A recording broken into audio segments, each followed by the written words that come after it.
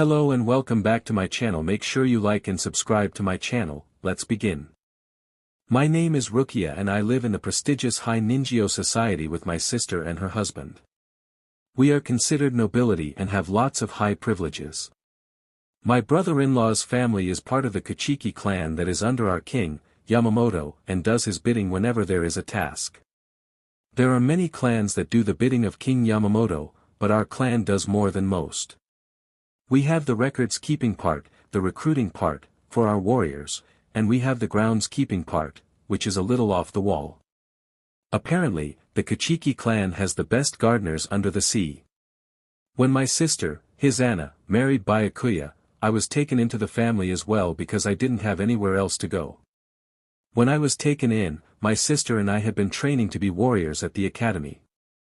Byakuya was touring the academy for some diplomatic duty and Anna was the one to show him around. He was so handsome, his long black hair flowing in the water and that muscular physique and that oddly beautiful pale pink tail. He was a dream and my sister fell hard for him.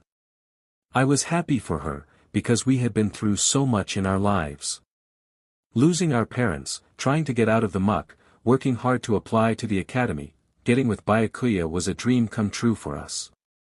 The only problem I had was that for some reason, when I entered into the clan, I was sent to work in groundskeeping. Groundskeeping. I was studying to be a warrior. I don't know anything about sea anemones or kelp or corals. I tried to ask Anna to change me to the recruiting part, but she said that it was Byakuya who determined the placement. Come on, Anna, you can't let them keep me here forever. It's been 3 years and I'm still in groundskeeping. I don't like groundskeeping. I've talked with Byakuya on many occasions but he's too busy with his grandfather helping the king with the issue with the gangs that have been attacking. For 3 years. You know what it was like to live in the lower levels and have the gangs come through there. They are terrifying and are swimming rampant through the kingdom. King Yamamoto needs Genrei and Byakuya, his best advisors, to help him come up with a plan to defeat the gangs. But about the Shihoin clan? I mean, they seem to be better at tactics than we are. Anna sighed as she looked over the jewelry in her jewelry box, acting as if she didn't know what to say. Rukia, I love you as my sister, but Byakuya is my husband and has a lot of things on his plate. I don't see him often due to all the meetings.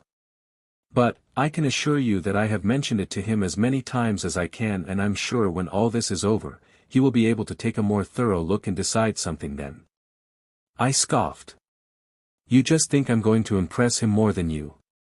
Anna smiled but I could see the danger behind it. Why, dear sister, I find it pretty clear that he chose me instead of you. What you have in fighting skills are no match for what I have in looks and demeanor. You act like a merman while I act the way a mermaid should. So, beauty over brawn. She said, tapping my nose with each word. I growled at her and swam away. Did I mention the fact that I had been in love with Byakuya too? I decided to shirk my duties and go to the Big Gulp, a bar that served everyone. My friend, Renji, worked there and I usually explained my troubles to her while she worked. I didn't have that many friends because half of them stopped being my friend when I became part of the Kuchiki family or we just lost touch. Renji was probably my closest friend.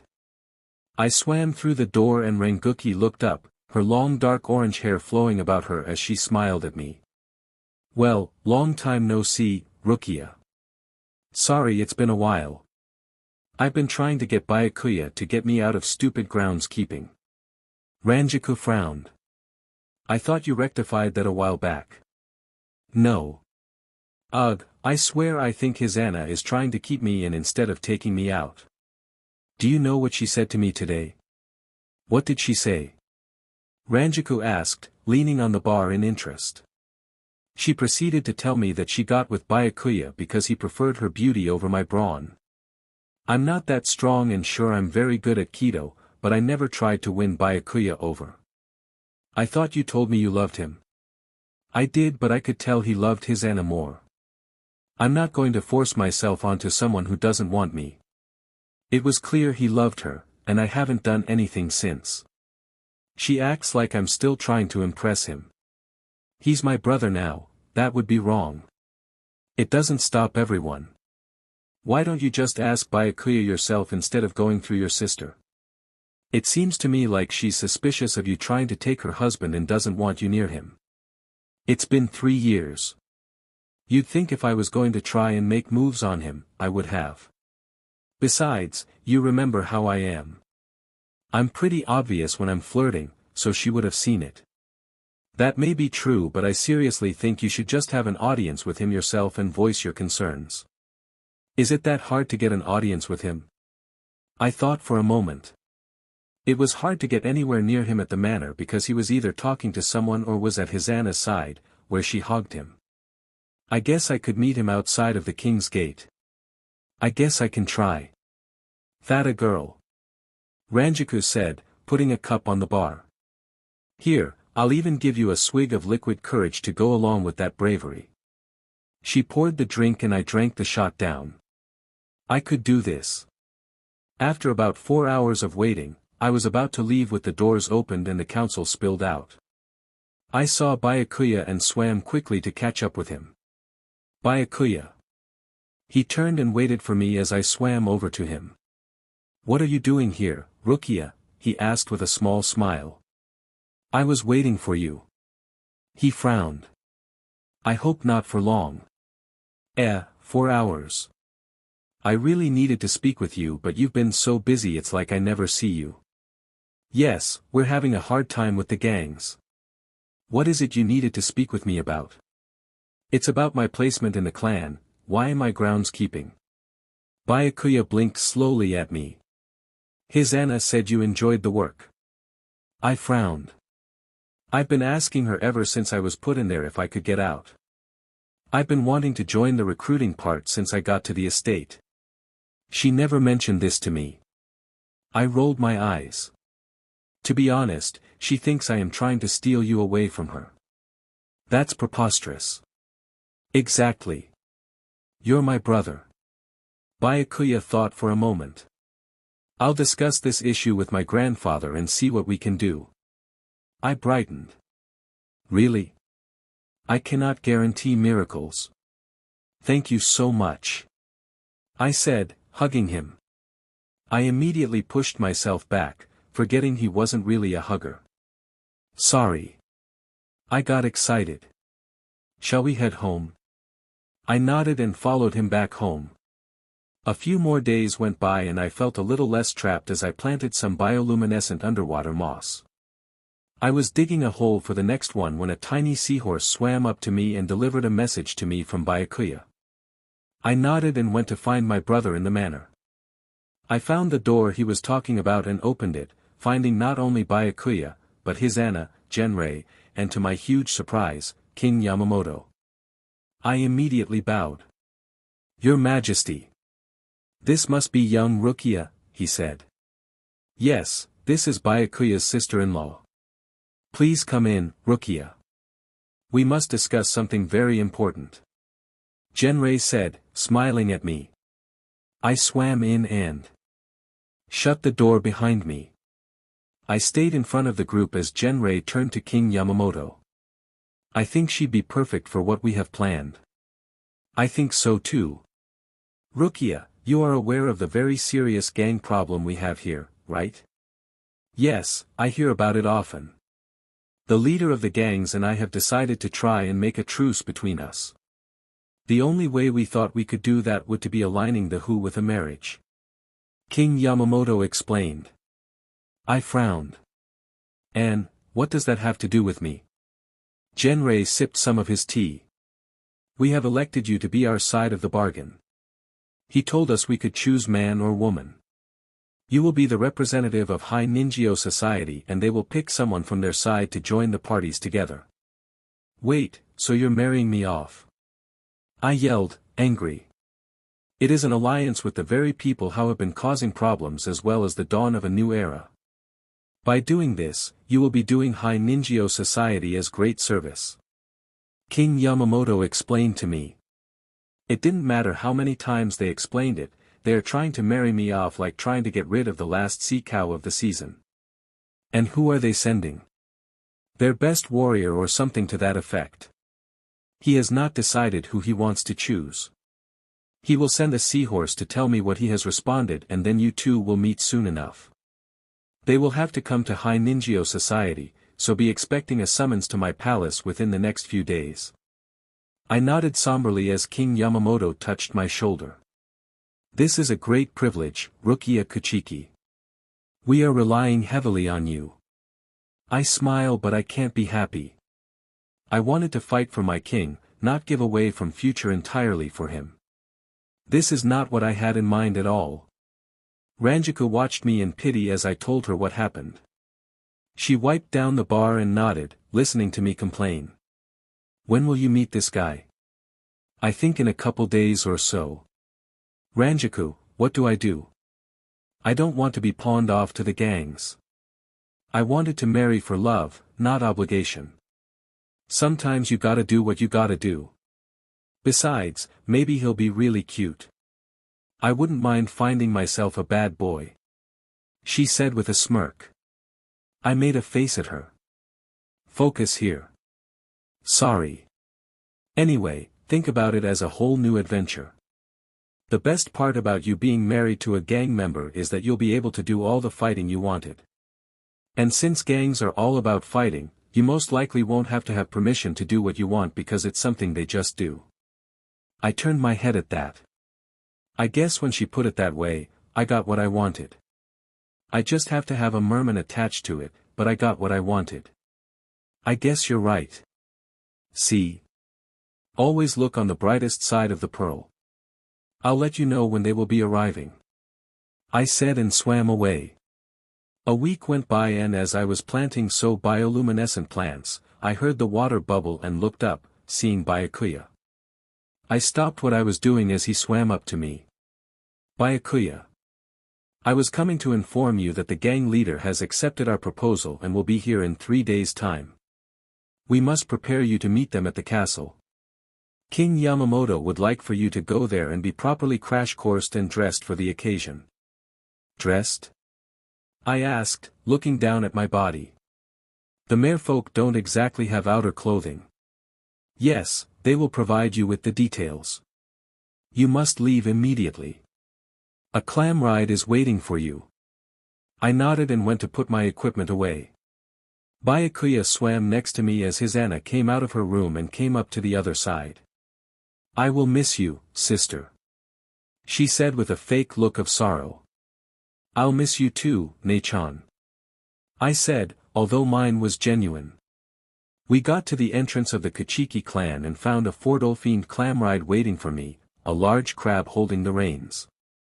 His Anna clapped her hands together. Wow, you're very lucky, Rukia. You are going to ride in the second-best clam ride next to the king. The four-dolphin clam ride is quite extraordinary. I smiled a little as Byakuya held out a small clam to me. This is from the Kuchiki clan to you. You are doing us a great honor. I took the clam and opened it up, finding a set of beautiful mother-of-pearl chest displays that were outlined in tiny pearls. They were the most beautiful chest displays I'd ever laid my eyes on. Thank you. I said, touching them softly. I hope they will let me wear these along with whatever else they decide. I saw his Anna cross her arms. I guess she didn't get to wear these chest displays for Byakuya when they were married. I mentally stuck my tongue out at her and closed the clam. Thank you for the farewell gift. You're welcome. You do our clan proud, Rukia. I nodded and got on the clam ride, heading to the palace. The palace was very lavish and was just as shiny in front of me as it seemed from far away. The driver led me to something that looked like a drop-off point and I got off, being met by the king himself and some other personnel. Welcome, Rukia Kuchiki, to my home. I bowed. Thank you for entrusting your precious clam ride to me. You're very welcome. Come, I shall take you to your room. Don't you have servants for that? I asked, a little confused. King Yamamoto smiled. I do, but you're a very special person, and special people are granted my presence. Chojiro, please swim ahead and tell the maids to make Rukia-san's bedroom ready. Of course, my king. The silver-haired man said as he swam off. The king looked at me and smiled kindly. I know you must be quite nervous, and if I were in the same position, I would be too. Just know that you are doing all of High Ninjyo Society a great honor in doing this. I'm honored to be chosen to help end the wars between the two of us. There are many other things we should fight against, and it shouldn't be each other. Indeed. You are very intuitive about our military situation. I have studied our conflicts for a while now. I was in the academy before my sister married Byakuya, and I never stopped wanting to learn. I see. I was able to get a name for you in regards to the member that the leader has chosen. His name is Renji Abarai and is the leader's right-hand man. I have no idea what he looks like, but Boss IchiRuki assured me that he was the strongest and the best, and secretly quite gentle. Well, that's good to know.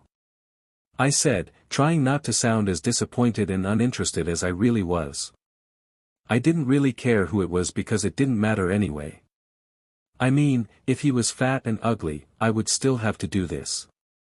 I'm sure his Anna will laugh at me if that's the case because she's such a little, sea urchin. My lord, someone yelled, swimming rapidly towards me and the king. King Yamamoto turned as the merman stopped just short of him and breathed heavily. What is it, Hanataro? It's the gang members. They're here.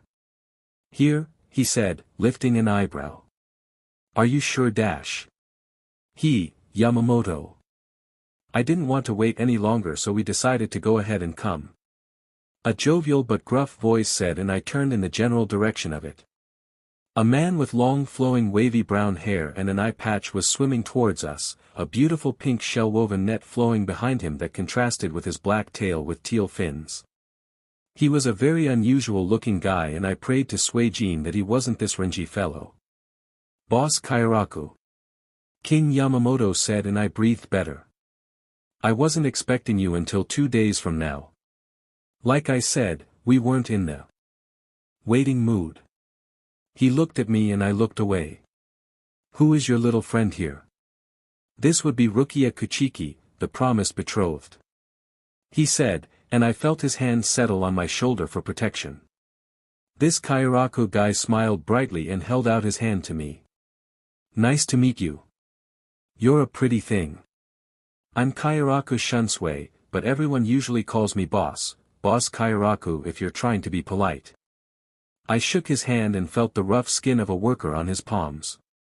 He shook my hand pretty eagerly and smiled wide. You're so dainty. I don't know if Renji will be able to do much with you. I'm not as dainty as you think, sir. I said, pulling my hand from his. He laughed loudly. That's the spirit. He looked back at the king. She's great. Renji, come and meet your bride-to-be, he yelled behind him. Renji isn't here with us, boss. A squinty-eyed merman said softly. He slipped away around the time we entered into the High Ninjyo territory. Why didn't anyone stop him? Boss IchiRuki growled. We tried, but you know him. He said, a small smirk on his face. He was really creepy. Then where is Yukitake? He went to find him, knowing you would ask for him. I'm sure he'll be back at any moment. It seems you are missing a few in your party. The king decided to comment. We have a couple of rebels on our hands. Boss IchiRuki mumbled. Not to worry. I'm sure you aren't even prepared for our arrival yet, so the less that is here, the faster the rooms will be made ready, right? Somewhat.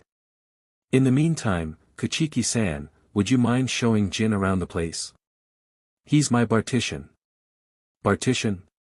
Yes, he navigates the bars in the area so that I can get to one at all times. I'm a very heavy drinker, you see. Not to worry, Kuchiki-san, I'm not as creepy as I look.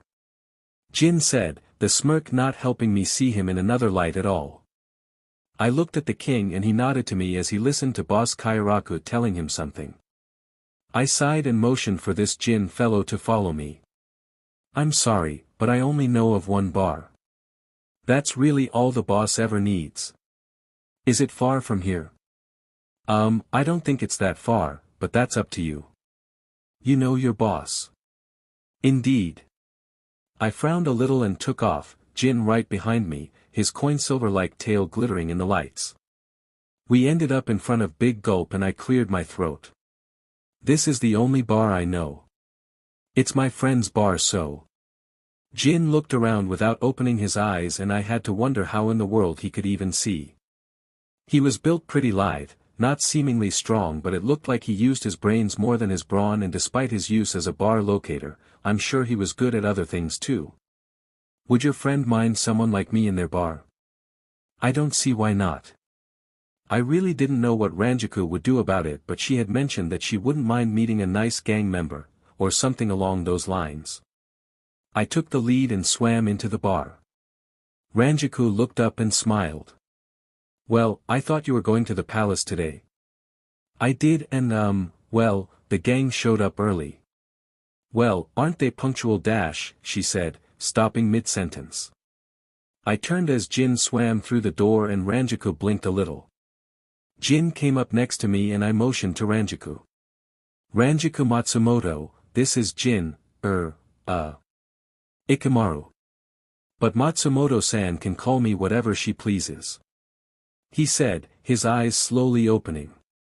Even I was enthralled at the beautiful sky-blue eyes he revealed, and Ranjiku just stared at him. She then cleared her throat and smiled. Well, it's very nice to meet you, Ikamaru-san. What brings you to my humble bar? I am the bartitian for the boss and Kuchiki-sama was kind enough to bring me here. What's a bartitian? I find bars for the boss to drink at around the area. He likes the drink, you see. Indeed. Well, you're welcome any time. I don't have any qualms about gangs as long as you don't cause any trouble. Jin's smirk widened. You're most gracious, Matsumoto-san. Hey, Jin, what are you doing here? An obnoxious voice said. Jin and I turned to find a red-headed merman in the doorway of the bar, his shoulder-length dark red hair looking like a trail of blood in the water.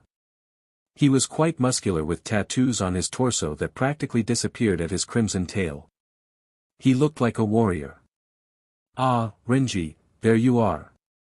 The boss was looking for you. Jin said casually.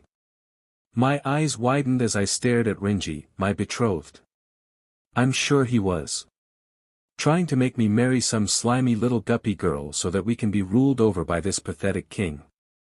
Now, Renji, I'm sure your bride-to-be is much more than she seems. He said, looking at me. I couldn't tell if he was smirking as a joke or just looking at me. I wish he would have a different expression. I also noticed he didn't correct his accusation of the king. Nah, I know the type. He said, swimming over to the bar. These noble merfolk are all the same. Prim and proper and uppity. I'm sure she has no skills in fighting, probably doesn't even know what a spear is, and can't stand the sight of blood. She's got another thing coming. He slammed his hand on the bar. 2 rounds, sweetheart. Coming up. Ranjiku said with a smirk to me. I didn't tell her who my husband-to-be was because I just found out myself, but anyone could guess it was him because of his complaining. I guess Renji suddenly saw me and blinked at me. Who is this? He asked, pointing, as Ranjiku gave him his drinks. Jin's smirk reached new lengths and I wondered how his mouth didn't tear. This is Rukia Kuchiki, your bride-to-be. Renji spit his drink out and looked at me with wide brown eyes. Why, you're Rukia Kuchiki? Yes. He just stared at me for a moment and I breathed in, waiting for him to say something. He finally shrugged and grabbed his other drink.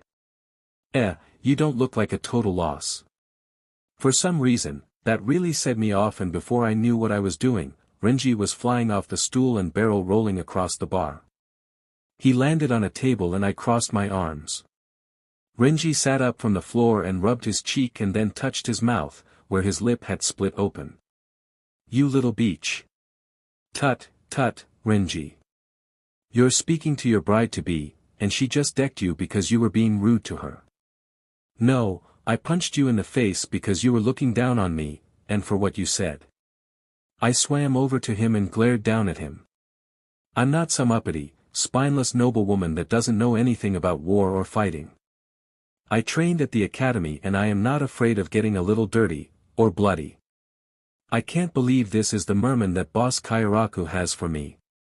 A lowly little krill like you. I could swim circles around you any time, any day.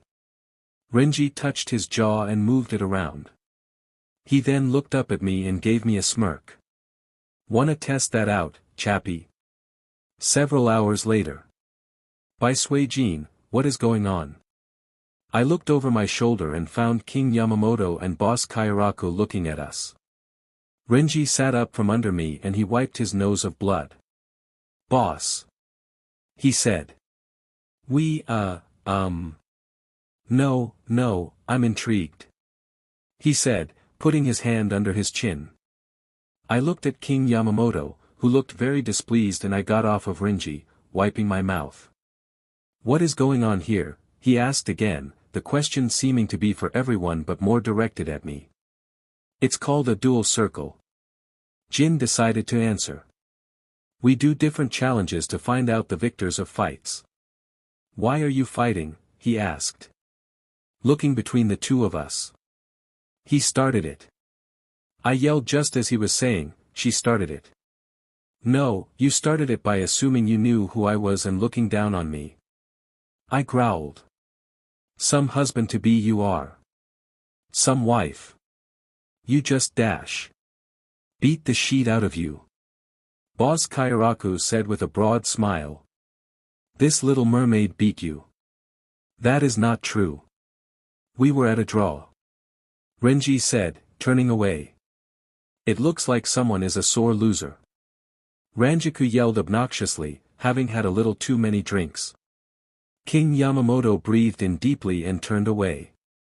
Kuchiki-sama, I want you to clean yourself off and come to the palace immediately. Boss Kairaku, please keep your members in line. At least until the other half of your party arrives. And you think my guys are a problem? He didn't respond and left as Boss Kairaku looked at me. Congratulations, Kuchiki-san. You'll fit right in. There's more of you? I asked. Just the other half of my men, but they are under the direction of a different merman. Zaraki isn't your normal merman in general. He's got shark in him. Renji said. They are all misfit merfolk, although there are some that are normal. He's the biggest one though and has razor-sharp teeth like a shark and the fin of a shark. He is merciless. How do you keep someone like that in line? Marry him to someone who is just as bad but can easily fool others. Retsu is pretty devilfishy herself, but she can just as easily fit into society. Their kid is cute though. Renji mentioned. That is true. Come, we need to make a better impression with each other and the king. We won't be here for long if you cooperate. If you don't mind, Boss Kairaku, I would like to escort Matsumoto-san to her home. Jin said. Of course. After I fixed myself up and washed off, I was summoned to the banquet hall. King Yamamoto met me outside of it and stared at me intensely for a moment. I was quite uncomfortable, not knowing what he was going to say to me. Kuchiki-sama, you are aware that your betrothal to Aburai-san is most important for the safety of High Ninjyo society as well as its citizens, correct? Yes, sir. It is imperative that you keep your dignity and pride as a noble intact when around these savage people. They do not regard authority the same as we do here. Giving in to their ways is not going to make a good impression. I thought it made a pretty good one. I thought but only nodded in agreement. When the other half of the gang comes, please try to keep yourself up in a dignified fashion, as I have heard from Boss Kairaku that they are less civil than his group. And, when are they coming? Tonight or tomorrow? I nodded as the doors opened and we swam into the banquet hall. Renji was sitting next to Boss Kairaku, who was at the head of the table. I saw King Yamamoto visibly prickle and I had to stifle a laugh at the audacity of the gang leader. When he saw the king, Boss Kairaku held up a seashell that was probably full of liquor. "Hey, King Yamamoto. What took you so long?" The king plastered a fake smile and sat at the other side of Boss Kairaku.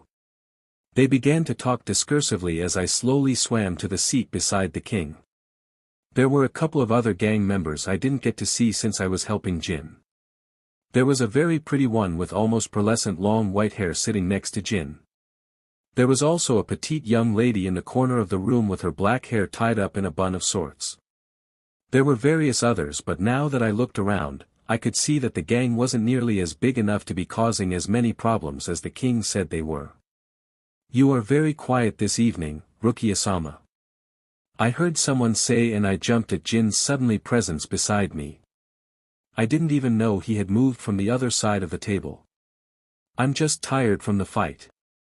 "You fought well." "A natural." "I'm not sure how I should take that." I guess it depends on how you view yourself. If you want to view yourself as you are now, the noblewoman of a noble high ninja society family, then it would be quite appalling. But, if you want to view yourself as what you will become, which is the wife of a gang member, then view it as a compliment.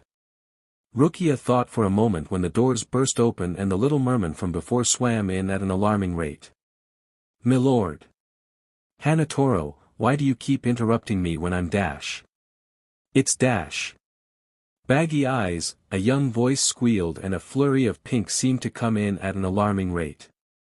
Hanatoro screamed as the pink thing connected with him and they rolled halfway across the room, stopping close to the mermaid in the corner. She only looked at them and made a face.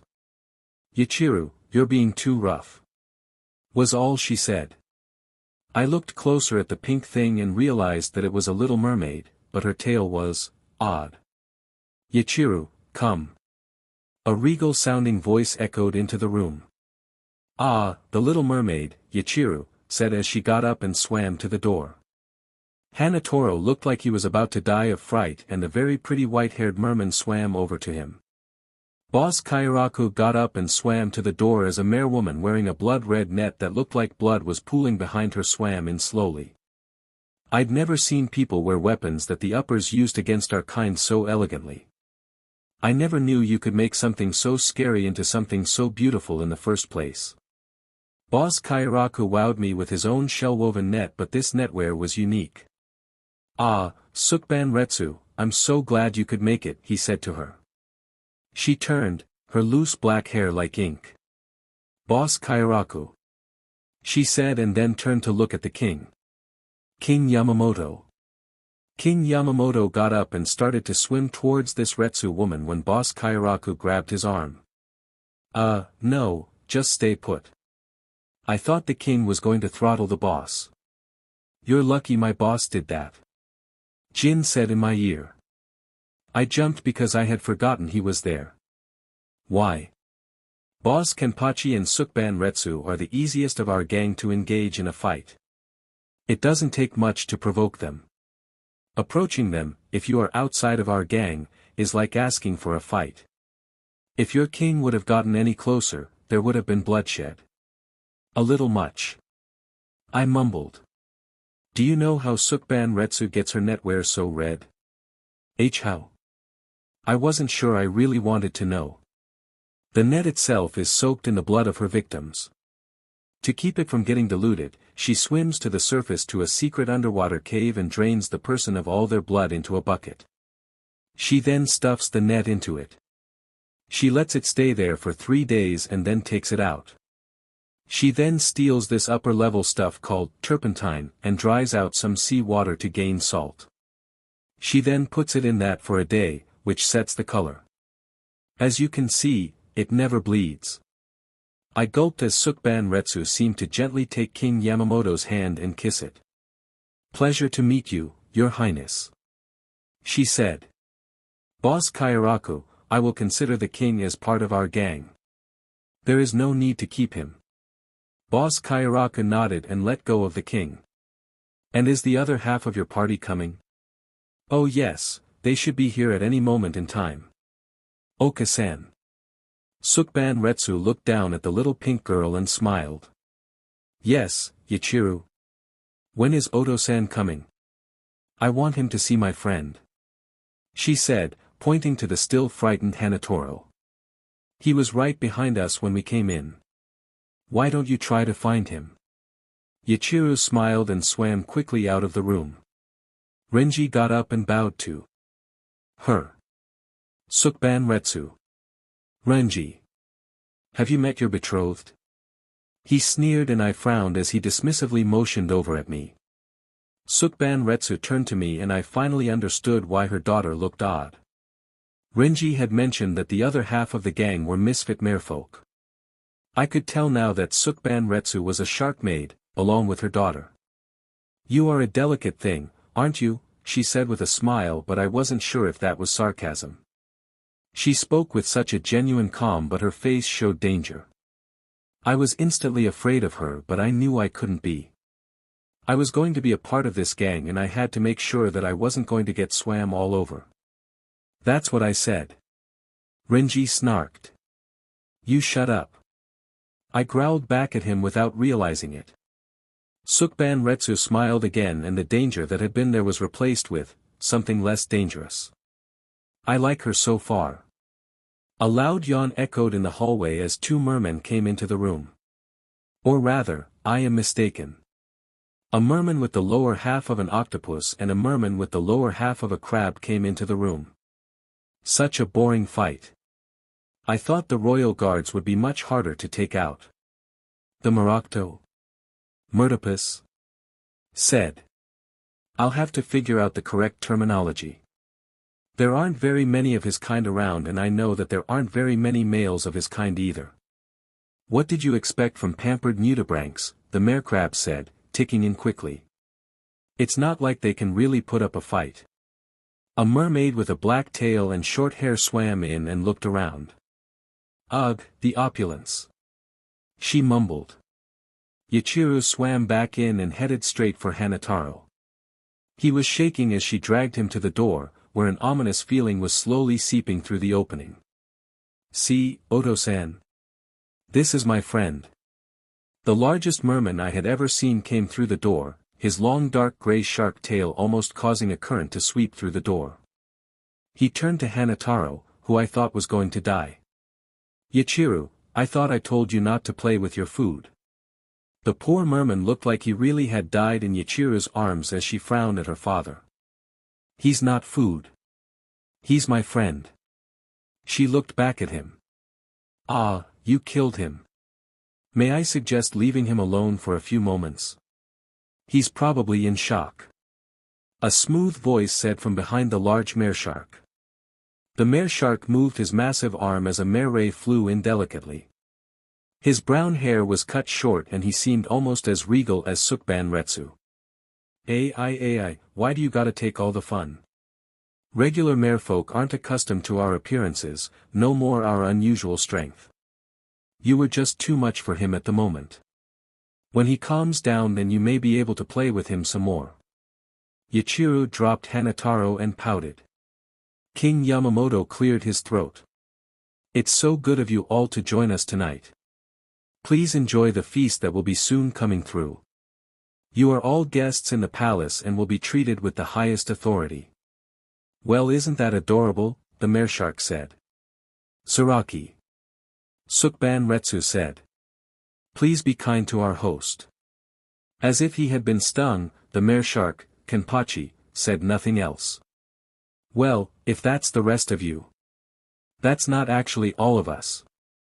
We're just the important people you need to speak with. Boss Kairaku said, suddenly becoming quite menacing. At least the three of us are. If you don't mind, we would like to speak with you in private. The king seemed a little taken aback by that but he nodded. If I may have my faithful advisor, Chojiro, here as well. You must my concern being in the room with three high-profile gang leaders that all happen to be a part of the same gang. Duly noted. Everyone else is excluded from the conversation. Sukban Retsu said, looking over everyone. So please remove yourselves. Although said with sweet undertones, a threat loomed there and I was happy to get away. Since our dinner was cancelled, I decided to go and make sure Ranjiku was alright when I swam past a hallway and thought I saw a pool of red. I stopped and swam back, looking around the pillar. There I saw Renji with that other mermaid that had come with the misfit group. They were close together, almost touching noses. I had to see what was going on. I swam one pillar at a time closer to them until I was practically right on them. They can't tear us apart. I heard the girl say. I told you we should have announced our affection for each other but you didn't want to. Now look what's happened. Renji growled. I'm betrothed and am going to have to marry a noblewoman. I regret every day that I didn't say anything. I mean, you're not married yet, right? Why not say something now? I did when he picked me and he said that since it wasn't officially announced throughout the gang, it doesn't matter. This union will help us gain access to many things. We won't have to fight for food anymore or territory because we'll be given the chance to set boundaries. We will have so many things at our disposal. At the cost of our love. You would marry that sea cow before trying to get with me? I never said I would break it off with you. The girl scoffed. I will not be your side action. You were forced to make this decision. No, I wasn't. I was quite surprised by that response. I chose to do this because it would make a better life for those in the clan. Those like Boss Saraki and the other misfit merfolk. They would be able to be free of their discrimination, treated as proper merfolk should be treated. Boss Kairaku made a gang because he wanted justice for those who had none. Wow, Renji, I didn't know you were so honorable. The woman mocked. I don't know who she is but she makes me want to GG. Come on, Suifan. She had swum away and I moved so I wouldn't be seen as he swam after her. You might even like her. Despite her being a bit of an idiot, she has spirit.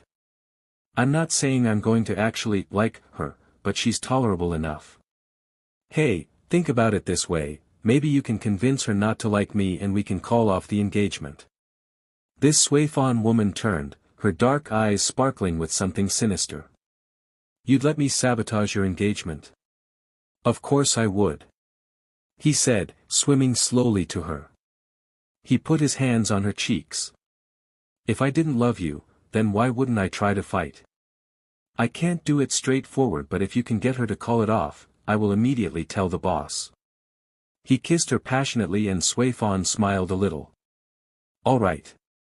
I'll meet the little shark bait. They swam off and I clenched my fists. I didn't want to marry Renji but knowing that slimy dogfish was going to try and get me to forfeit. She had another thing coming. I was supposed to help bring the two factions together and by Suijin, I will do it. As my duty of being a noblewoman of the Kuchiki clan. If only Nisama could see me now. He'd be so proud. I headed to Ranjiku's place when a merperson swam in front of me and I stopped quickly, almost colliding into them. Hey, watch where you're swimming. I yelled. Oh, I'm so sorry. I realized it was that girl from before and crossed my arms. Who are you? I'm Suifan, part of the gang that has come to High Ninjio Society. And you are? Rukia Kuchiki. Oh. So you're the mermaid that Renji is betrothed to, she said with a fake smile. Yeah, that would be me. How sweet. You're so adorable and fair. Suifan began to swim around me slowly. Yes, so delicate. I'm not delicate. Why do you merfolk keep saying that about me? Well, did you expect us to think you were anything but? I mean, your skin is so shiny and like those things uppers have, what are they called? Dolls? Anyway, you look like your skin was chiseled from pearls and your hair from the best ink under the sea. Your eyes look like someone cut 2 holes in the vastness of the sea and set them in there. You're the essence of perfection. I'm not sure if you're complimenting me, mocking me, or flattering me. Suifan smirked and turned her head, putting her finger on her chin. Can't it be all three? I wanted to choke this lamprey with all my might but luckily I was on to her game and just smiled at her. I guess it can. Then again, I wish I had some nice words to say about you, but it looks like you got caught in an oil spill and didn't get yourself out in time. Suifan's eyes widened in shock. I mean, you look so dreary and unbecoming. If I could find something nice to say I would definitely say it, but since I can't, well. I was always taught to not say anything at all in those instances. How dare you? Do you think I'm scared of you, Suifan? I asked, getting in her face. I think you can think again. I may look delicate, but don't test me, sea cow. I'm like the mantis shrimp. I look innocent, but when you least expect it, I clapped, making a bubble that popped loudly in her face. There I'll be and there you'll be, in my trap. I hummed as I swam away, happy that I didn't feel guilty for acting the way I did. It felt good to just say what I wanted to someone being bitchy to me. I wish I could have done it so many times to Hisana, oh well. I finally got to Ranjiku's and opened the door, but I was surprised that most of the gang was there, minus Renji and Suifan, and Ranjiku waved at me from the bar. Hey! I swam over and she grinned at me. Can you believe this? Jin told everyone about the bar and now I'm getting double and triple orders. It's so nice to finally have some business again. These nobles are such prudes sometimes with the drinks, but these guys dash. Hey, bartender, you think you could send us another round of these? A member yelled from a far table, dangling a glass. Sure thing. For just you or the whole table? The whole table held up their glasses in unison and gave a triumphant yell at more alcohol. Ranjiku seemed happy with the results. I'm so excited about this. They even like my homemade brews. She went over to a door and banged on it. It opened and Jin poked his head out. Yes, ma'am. The back table wants another original blend, 5 glasses. Coming right up. He said and looked at me. Kuchiki-san, lovely to see you here. He popped back in and I made a face at Ranjiku. What's he doing back there? Oh, well, when I woke up from my horrible display of drunkenness this afternoon, I heard someone pounding on the door. I opened it up and it was Ikamaru-san. He said that he came to let me know that dinner was cancelled due to a meeting with the bosses of the gang and the king and wanted to warn me about the possibility of the gang coming here. He said that he had mentioned Big Gulp to them and they are always looking for a drink. About an hour later, the first wave of them came in and after a while, I began to run out of draft and I had to use my own brews and now everyone loves my home brews, so Jin is taking them out of storage. You made that many? The bar was pretty dead most of the time, so I had to do something to make a little extra. Besides, I have 2 things that I make, kelp lager and anemone liquor. They've been a huge hit in the outer sectors, but now they're a huge hit here. I'll be making enough to make more as well as do a little redecorating. Why do you need to redecorate? It looks nice already. I need to replace this bar and I want to make a better cellar for my original stuff. That and I need to have a spare on hand for the regular stuff. The door opened and the mayor crab from before scuttled out with a tray, looking unhappy. I made a face. You actually have them working for you?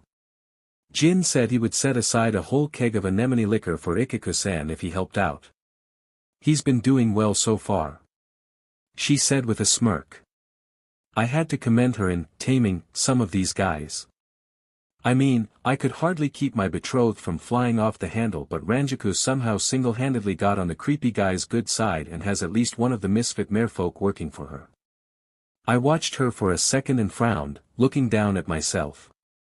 It's her BRSTS. They are so large and shapely and all the mermen love them, not just on her but anyone, but mine, well. I may as well be a merman. No wonder Renji doesn't care for me and no wonder Nisama chose Hisana. I mean, Hisanas aren't that much bigger but she made them stand out with expertly placed chest displays and the like. I shook my head. Nisama isn't that type of merman. He doesn't look at the physical attributes of a merperson, but the inside. Then again, why didn't he pick me? I thought when I felt a hand on my shoulder. I turned and was surprised to find Renji looking at me. Apparently, so was the whole bar because it suddenly got deathly quiet. "Can we talk?" "Civilly," he said with a small smile. I nodded and followed him out of the bar. We swam next to each other for a little bit, coming upon a kelp forest. "You're of a noble family, right?" he asked as he entered the forest. I gulped, having never been in a kelp forest but followed after him. "Yes," I finally answered. "By the apprehension on your face, I will assume you've never been in a kelp forest," he said with a smirk. "I've been told not to go into one. They are dark and mysterious and can hold lots of dangers. They also lead to the surface, did you know that?" "What?" He stopped swimming and turned to me. "Kelp grows approximately 2 feet a day, as long as no one messes with it. That's why a kelp forest is dangerous, because it's so large and vast. The other problem is that unhindered, the forest grows right up to the surface." "I see. Prove to me that you are more than just a pretty little pearl amongst empty oyster shells." I looked back at him. "Swim. Swim, up there." I pointed. He nodded. "Give me some sort of proof that I'm not marrying a hindrance. What can you give to our gang? Strength? Doubt it. Fighting abilities? Maybe. But bravery is the highest among being in our gang. So, be brave. Prove it to me." I clenched my fists and set my jaw because I was so tired of this.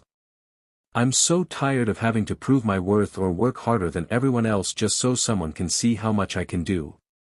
I don't need to prove anything to you.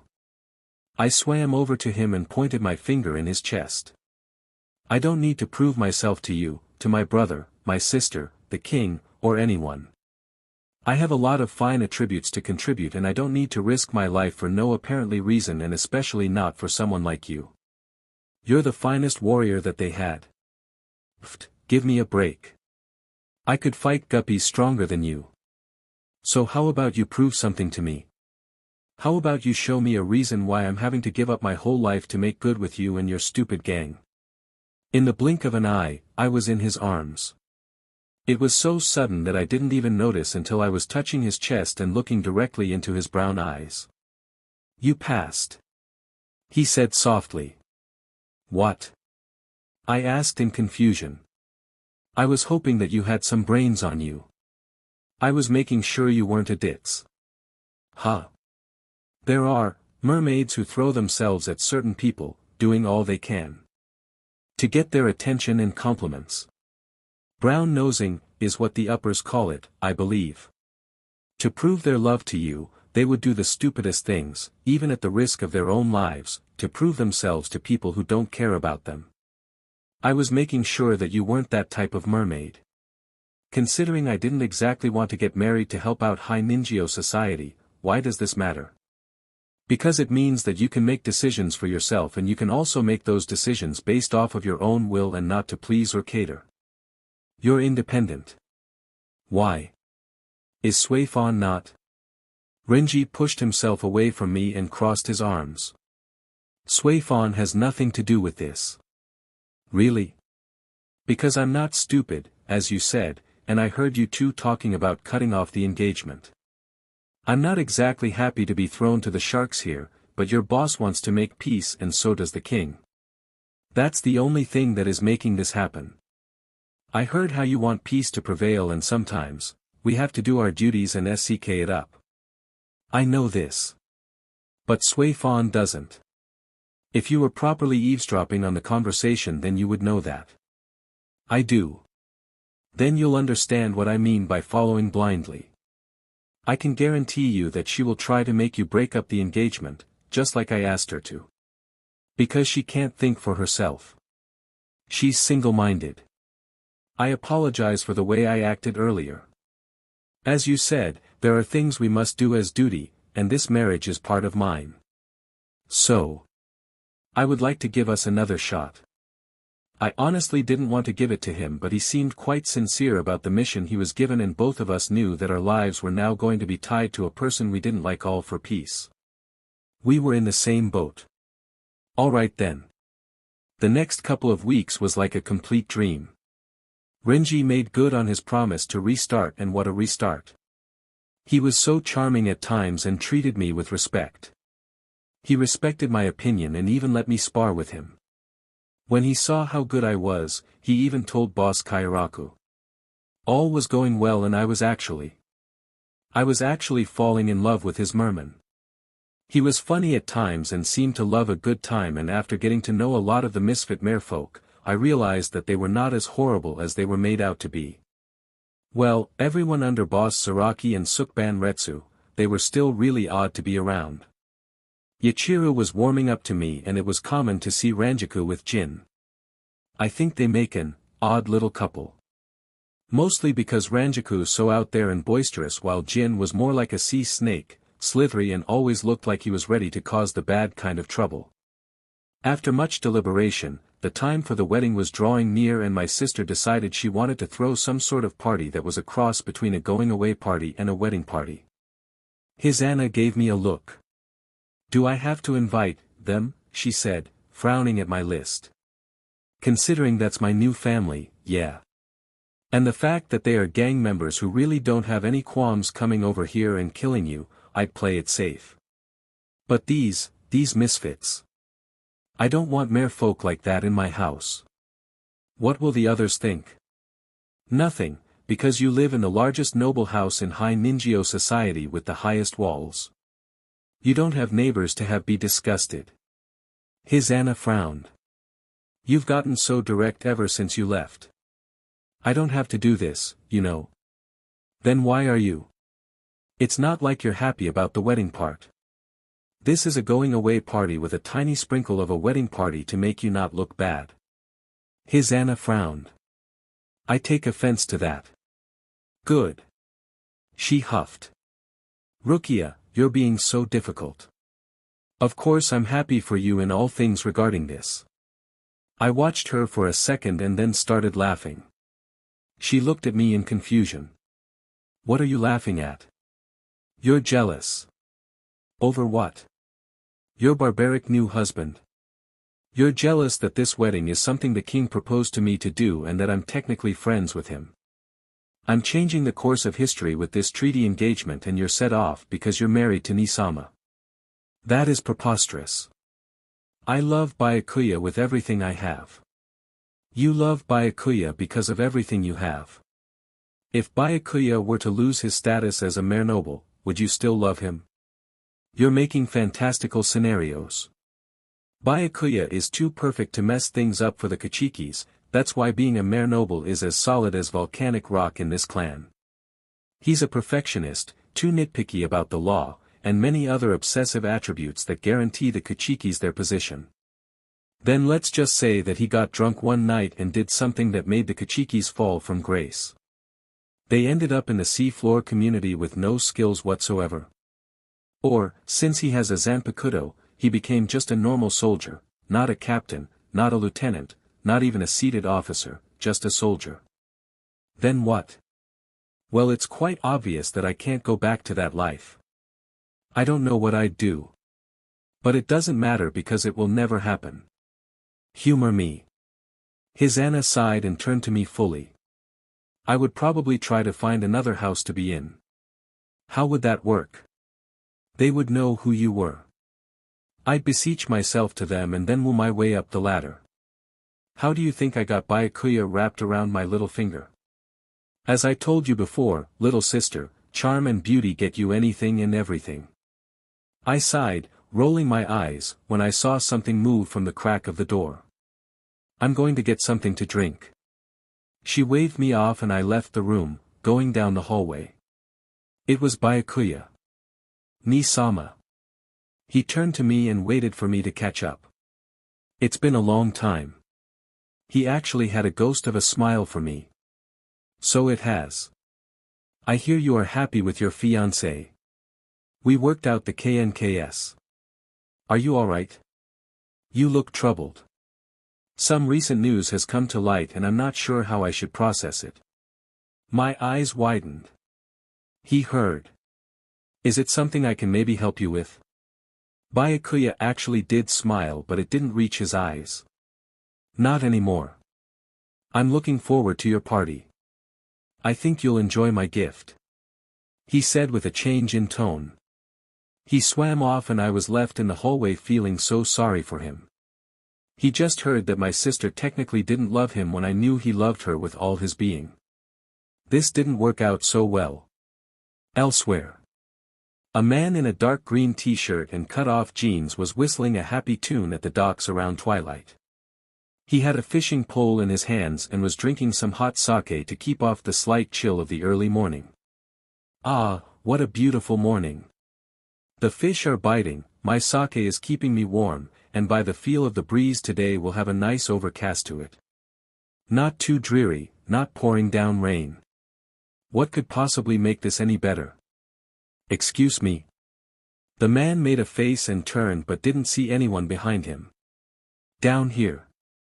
He leaned forward to look over the edge of the dock and smiled. Well, I'll be. Today has gotten better. I don't see many of your folk about. You're not surprised. I deal with a great deal of creatures ranging from ordinary to unordinary. A mermaid is rare but something I have dealt with before. You folk don't come to the surface too often unless you're in search of something specific. He smirked a little. Pray tell is your reason. I'm looking for someone rumored to hang about the shores by the name of Urahara-san. I hear he has many items that are useful to us. The man pulled his fishing pole up and set it on the dock next to his geta shoes and picked up a green striped hat. I believe you've come to the right place. The mermaid made a face. You're Urahara-san. Careful, miss. Appearances are often deceiving, for even the most powerful gods disguise themselves as beggars to test our hearts. Very true, please forgive my conclusions. You're fine. Urahara crossed his legs and leaned on his knees. Now, what can I do for you, mermaid-san? Rukia. This was annoying. Too many people were invited to this party. Half of them I didn't even know and I honestly don't even think his Anna knew them either, in fact even Nisama probably didn't know them on a first-name basis. Not only that, but I had to greet all of them for coming when this was supposed to be my party. How did I end up the greeter?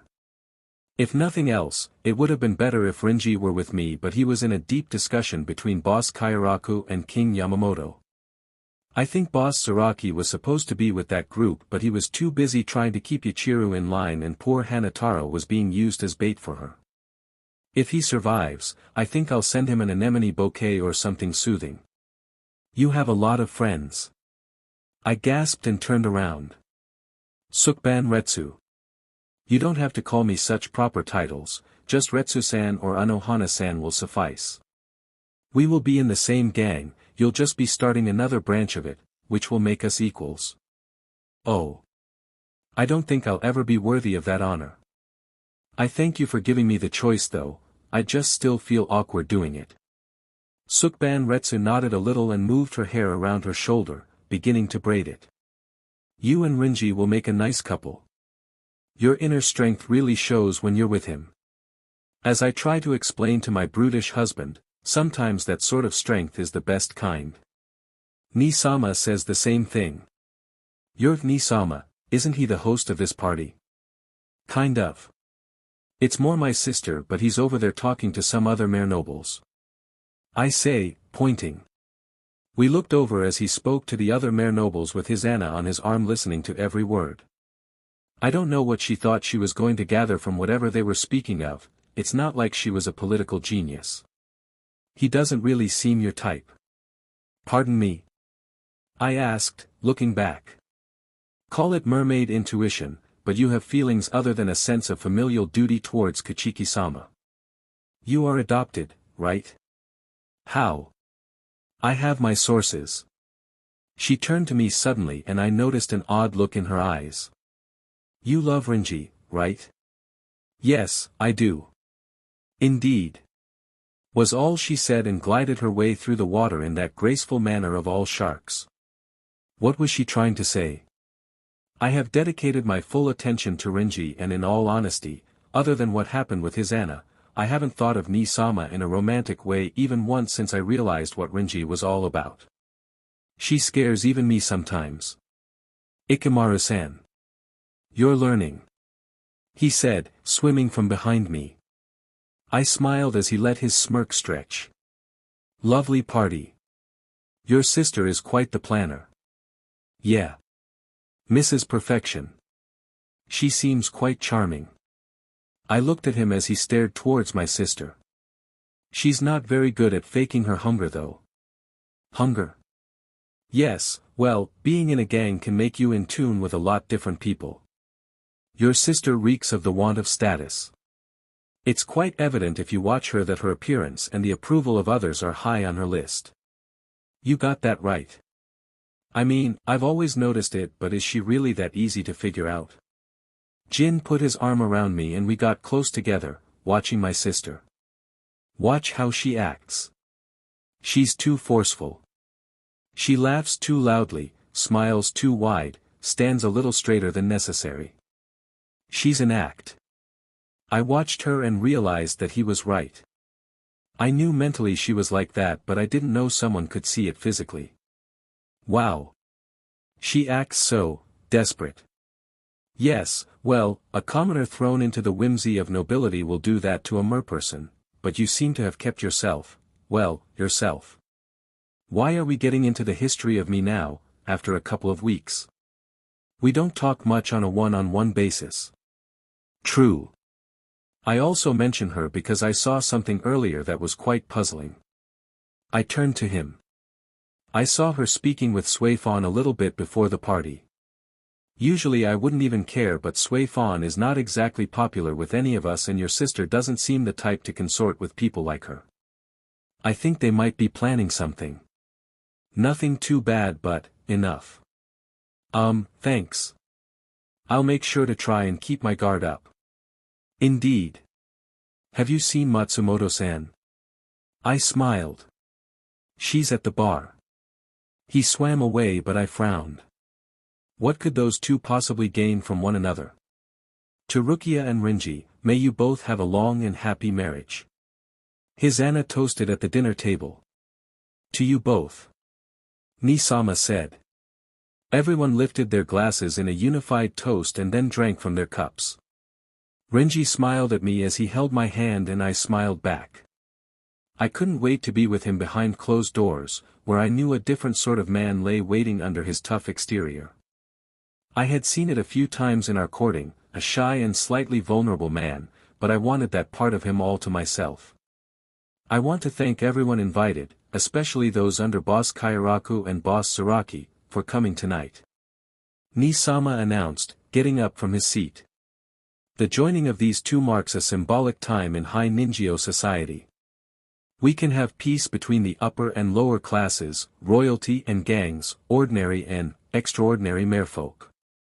Ni-sama could put things so well into words sometimes. We all knew he was talking about the misfit merfolk. He turned to us. You two are the start of something new. I know we were going to save gift giving for later, but I thought I'd present my gift now, as the one who will be giving you away. He motioned for the guards to come and they set down an elegant chest that was made of obsidian. I watched his Anna for a moment and noticed she lifted an eyebrow in curiosity. Ni-sama opened up the small chest and panned it around for everyone to see. When he panned to his Anna, her body went rigid. This wedding set was my mother's. My father bought it as an engagement present to her and now I give it to you. I looked at the wedding set in awe. The beautifully intricate chest displays were made out of red coral with black pearls around the edges. The earrings, necklace, and ring were a combination red coral and abalone shell. This wedding set was really rare because it also included a diadem and a fin wrap. The diadem was astonishing. It was made almost completely of obsidian with abalone shell weaved through it and then had red corals as jewels with a dangling pink pearl. The fin wrap was made of alternating abalone shell and red coral with pink pearls at the cross sections where you button it onto your fin. It was too extravagant. Ni-sama. Thank you. I said, taking the small chest. I don't know what to say. You don't have to say anything. I am happy to give it to you. He turned to the rest of the table. Come, let's eat and then we will commence with the rest of the celebration. After the long night of dancing and gift-giving and a brawl, provided by Ichigo and a guard, I was bushed. I fell on my bed and sighed. Exhausted. It was fun and I was so happy. I looked at the chest on my vanity and sighed a little. Why would Nisama give me that? Such an extravagant gift. There was a knock on the door and I told them to come in. You little beach. I looked up in confusion and saw Hisana standing there, her arms crossed. What? Who do you think you are? Just who do you think you are? I'm not following you. Do you know how much I wanted that set? I saw a picture of Byakuya's parents on their wedding day and I knew that I wanted that set. I begged Byakuya to give it to me at some point in time but he would never let me have it. And then you come along and get married to that hoodlum and he gives them to you. To waste away in your little hovel that you'll probably have to live in. To have to sell when the going gets tough. You are not worthy of that set. If I recall, sister, I was told that Byakuya did offer you his mother's marriage set but you refused them saying, I don't want some hand-me-down set. I want a new set that belongs to me, and so he bought you a new wedding set. You saw the picture after you were married, you slimy sea slug. She gasped overdramatically. How dare you call me that? Because coming into someone's room and just calling them a beach is any better? Face it, Hisana, your idiotic schemes of climbing up the ladder only keep backfiring on you. You won Byakuya's heart with your fake demeanor but your attitude gives you away. Byakuya loves you though, for some weird reason, and so he tolerates you, but you'll never escape the truth, you are a seafloor girl and will always be a seafloor girl. Finding me was just some humanitarian act on your part to seem as if you cared for me but if you did, you would have treated me as your equal. Instead, you hindered me from my original goals and made me do servant work, because you wanted to remind me of who I was. I didn't need you to do that. I never forgot where I came from. Now that things are turning towards more favor to me, you're starting to show your true colors. I was elected to marry a gang member to secure peace to the kingdom. I'm quite good friends with the king and will go down in history for changing the way we view others, and I'll be co-leader to a new division of the gangs. Despite what you think, they are better off than you realize. Did you ever think that maybe your mask is falling off and Byakuya sees who you truly are? Hisana suddenly attacked me, pinning me to the floor and we began to fight. She shoved me hard into the footboard and I hit my head, putting me in a daze. I was trying to grab my bearings when I saw Hisana over me. I should have done something like this a long time ago. You're in the way, sister. Hisana put this tiny bottle to my lips and made me drink this stuff. I got even more lightheaded than I already was and saw that the world was getting bigger around me. I felt something grab me and tried to stay awake. Somehow I've been shrunk. Hisana put me in this weird bag and tied the top of it. She looked in and smirked at me. How will everyone feel about you now if you've run away from all your duties like a wimp? How much will they praise you then? She poised her fingers for a flick. Sleep tight, Rukia. She flicked the bag and hit my face and I blacked out completely. Ni-san, we want to go to the festival. Yuzu cried as she grabbed a hold of my arm. We don't have to go to it, my other sister, Karen, said as she folded her arms. Yes we do. Yuzu yelled, looking at Karen. I'm fine just staying here and watching TV. Besides, it's just a minor festival anyway. Yuzu looked up at me with puppy dog eyes and I just couldn't resist. Alright, if you want to go that badly we will. Yuzu smiled and Karen looked away. I guess if you're going, Ichi and I, then I'll come too. Yuzu looked at her twin in shock. Karen. How come you're so mean? You didn't want to go with me? I just didn't want to go at all but I'm not going to get stuck here when Dad gets home. He's so loud and makes me lose my concentration when I'm playing video games. I'd rather just go to the dumb festival than be stuck here with him. When is the festival? It's tomorrow night. Will you win us some goldfish, Ni-san? I want some new ones. I looked over at the fish tank where 4 goldfish were swimming around. I hated that fish tank. I'm not fond of having a fish for a pet. They are useless and don't do anything. You can't even play with them. They just sit and stare at you and all you can do is sit and stare at them. Can't we try something a little more useful? Like toy scooping or ring toss? I want goldfish. Yuzu said with a pout. I made a face. We'll see about it then. Yuzu smiled and walked off, heading to the kitchen. My name is Ichigo Kurosaki and I live in Karakura town with my dad and my twin younger sisters, Yuzu and Karen. Our mother died a few years after my sisters were born when she was bringing me back home from the dojo. A car swerved off the road and hit her because she was protecting me. She threw me behind her to keep it from hitting me, but when it hit her, it pushed me off the bridge and I fell into the water. I would have drowned but I was saved by something. Looking back, I thought it may have been a mermaid, but since it was a river, I have a feeling it was a kappa. Ever since that time, I've been able to see the yokai that hide out here. I think I hit my head or something, but at first it was really hard to realize that the creatures I was seeing couldn't be seen by anyone else. For a while, my dad thought I was having bad hallucinations or something and took me to the doctor to get checked. Nothing really helped and I realized then that no one else could see them, so I stopped talking about them. I still see them though, running around the house or in the forests. There are a couple that I talk to, but I try to keep my interactions to a minimum. I always sound so lame because I don't have very many friends. I have orange hair like my mom, but because of that, people think I'm a delinquent and I usually end up in trouble based on my looks rather than what I'm really like. I'm naturally strong and big, but I don't like dealing with people most of the time. It has more to do with stupidity than it does with trying to be cool, but everyone seems to think that because I'm aloof, I'm dangerous. There you go, have a good day. I said, bowing to a customer as they left. Ichigo. I turned around and saw my boss tapping her foot at me and I lifted an eyebrow. What is it, Ikumi? Ikumi-san grabbed my ear and stuck me in a headlock. How disrespectful of a young man.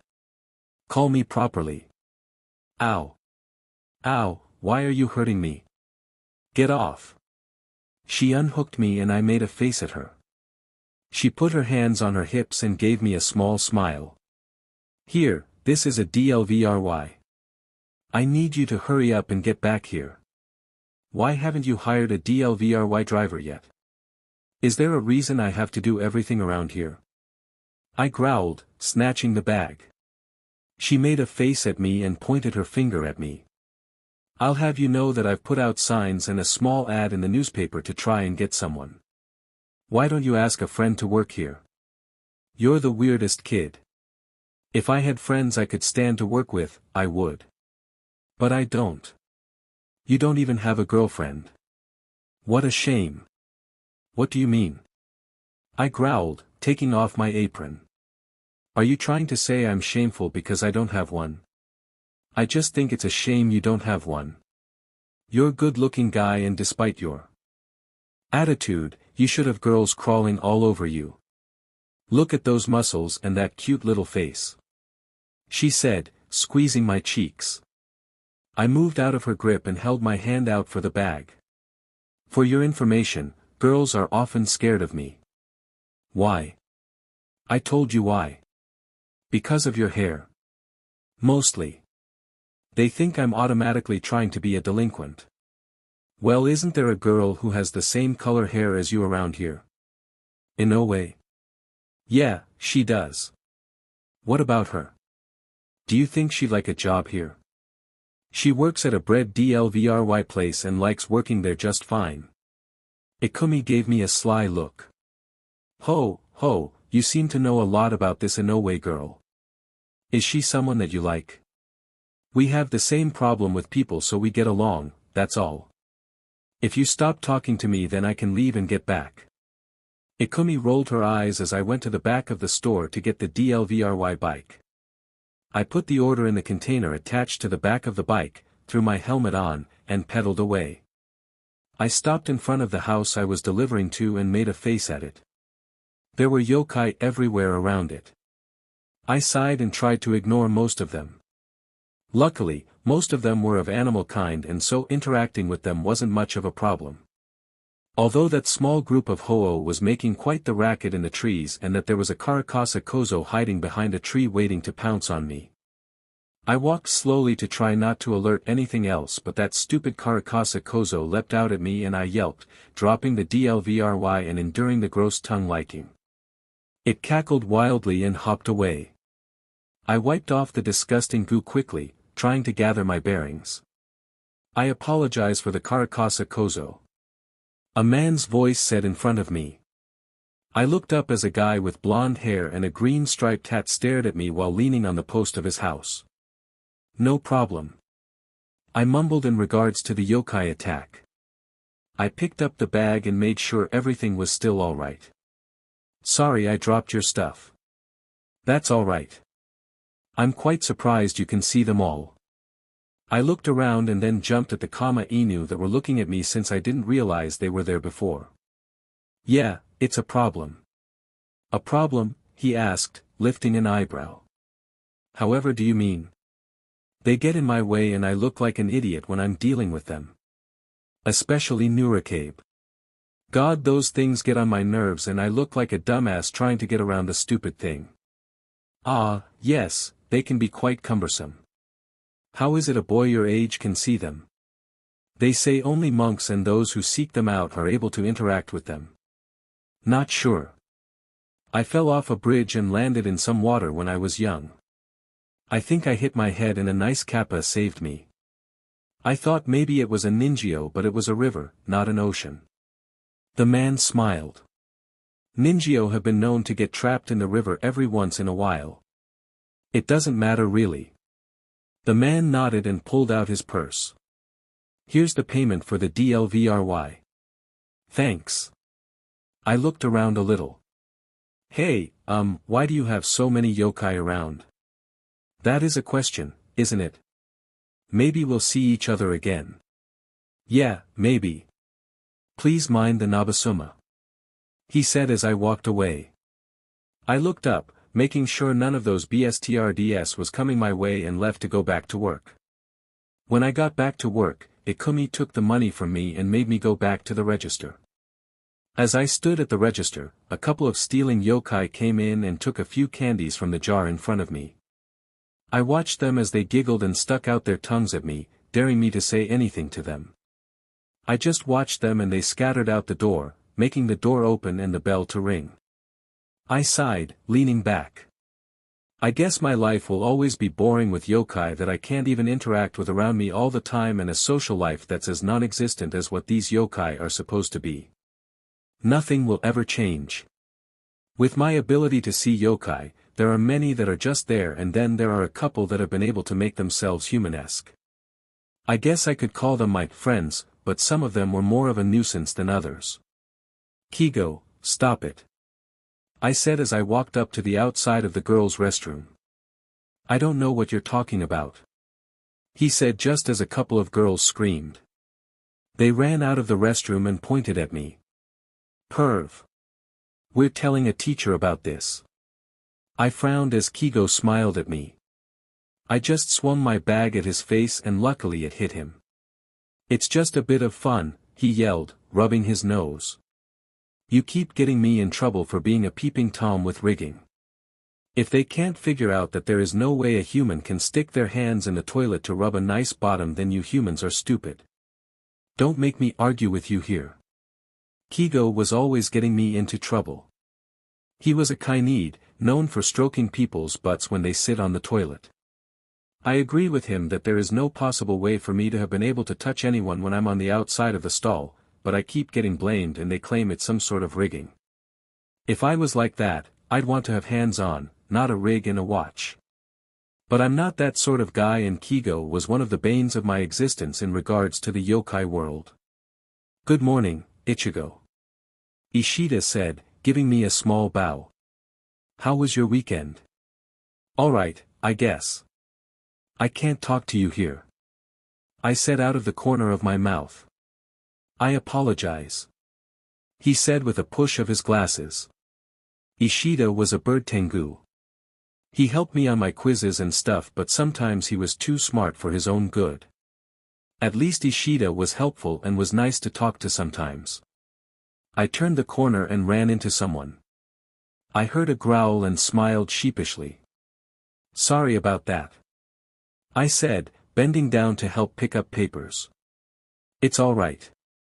Don't worry about it. I looked up and was face to face with Orihime.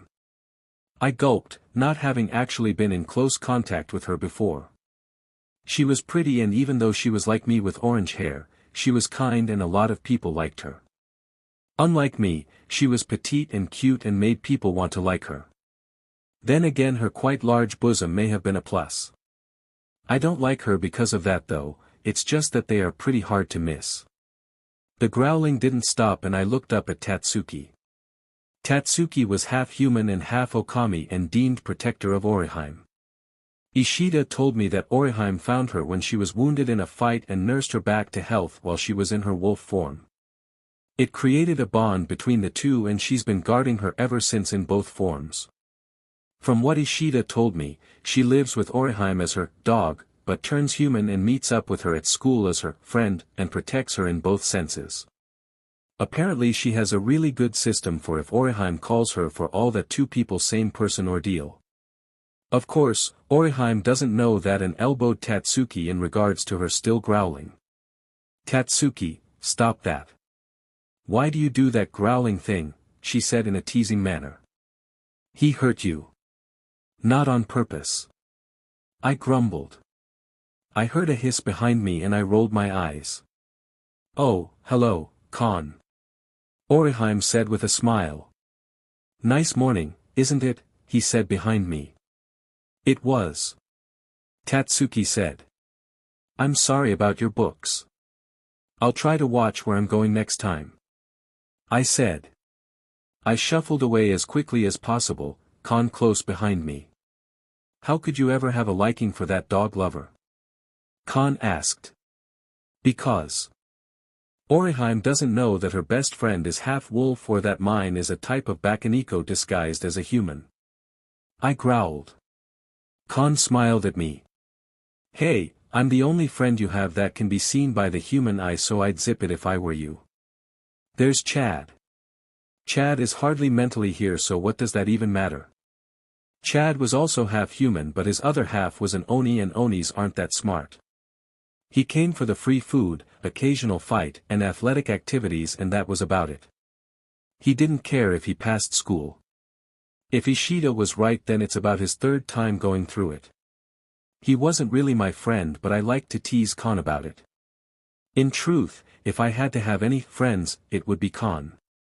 My sister found him in his cat form in the middle of the road where someone must have hit him. We nursed him back to health and he took a fondness for me. When I was having a time with an Ikekibi, he came out and rescued me. It was a couple of years after Mom died, so I was really lonely and he shifted into a human form that people could see so that I wouldn't be made fun of anymore. Ever since then, he's grown with me so that it looks like I have a childhood friend and so that it makes it easier when I say something happened at the house. I can always say he was with me and no one questions it. Are you going to the festival tonight? My sisters are making me take them. Well, Yuzu is, and Karen decided to just come along. I'm coming too, he said, putting his hands behind his head. Why? I'm old enough to know the difference between yokai and humans at a festival. I don't need your help. Who said I was going there to hang out with you? He said with a sarcastic look. I made a face at him and he grinned. Seriously, though, I'm not going for you. Then what for? 1, to protect you just in case, 2, because I get to be in my full yokai form for once, and 3, free food. You have to pay for the food. Not if you're a yokai, he said with a wag of his finger. So you mean you get to steal the food due to the fact that you're on a different astral plane that most people can't see? Yeah, the fact that I'm invisible to the normal human eye is a wondrous thing. Besides, it's festival time and you know how the yokai get restless. Young Khan is right. Ishida said, suddenly walking with us. Most yokai get most of their mischief accomplished during the festival times. There are a lot of people to mess with. That's when I get to touch the most butts. Kigo said. I punched him in the face and he fell into another kid. To the kid, it would feel like an odd breeze rushing past him as his papers all fell out of his hands and to the floor. Khan looked behind us and made a face. Shouldn't you help him get those papers? If I did, I'd just get blamed for something. Come on, let's get to class already. Trying to help anyone was something I learned early on not to do. I was either immediately blamed for it or the person would be so confused that a delinquent would help them that they'd just freeze up on me. I usually got the former and thus I tried not to get involved with people, thus adding to my delinquency. It was a vicious cycle. Oh my gosh, Khan is so hot. Why does he hang out with that snob, Ichigo? I know, right? It's like he feels sorry for him or something. I mean, did you hear what he did to Atiko? No, what? Atiko was walking in the hallway and Ichigo just punched the air for no reason, almost hitting Atiko. He made all his papers fall and didn't even try to help him. God, he's so brutish. Yeah. That's the word. I sighed and tried to concentrate on reading my manga. Khan looked at me in worry though and I tried to keep from looking at him. Doesn't that bother you? I'm used to it. It doesn't mean it's okay. Why do you let them say that about you? Because if I try to defend myself the truth will just get twisted again and it will be much worse if they spin it too out of control. They are girls. You humans are so annoying. I wish you would all just think before you made assumptions. Yeah, wouldn't that be nice? I said with a snort. You think way too highly our mental faculties. Humans can be smart but we are also lazy and lazy usually wins out. Why try to think or do anything when it's easier not to? So in this instance, they don't want to analyze my actions and wonder why I would do it, they just accept the story that was told to them and how it easily makes me the enemy in their eyes. It's a cruel fact of life. Khan just sighed and looked over at the girls who were looking at us. They waved at him and he waved back a little, making them squeal. And you are nothing but a tease. Stop leading those girls on. I said. All I did was wave to them. If they are so stupid as to think that means anything more, then you're right, I give way too much credit to human thinking abilities. I laughed a little as I went back to reading. Khan and I got home and Yuzu ran to me. Ni-san, are we still going to the festival tonight? I said I'd take you, didn't I? Okay, I was just making sure. I'm so excited. She ran away and Khan smiled after her. She's lively for the festival. I have to win some more goldfish for the stupid tank. I wish there was something else to win at these things.